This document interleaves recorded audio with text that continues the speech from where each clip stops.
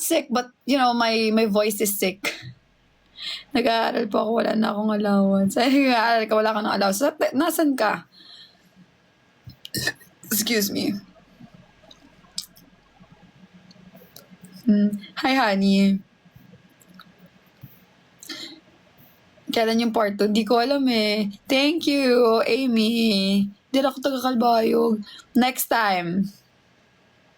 Katbalogan, yes. Thank you. Teka lang, guys. Teka lang ah.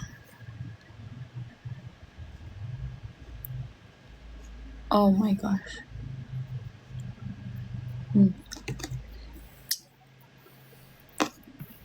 Okay. Nagiinom ka po ba? No. I don't drink alcoholic drinks.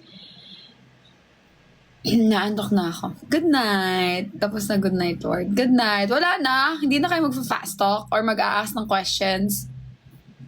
Go, go, go.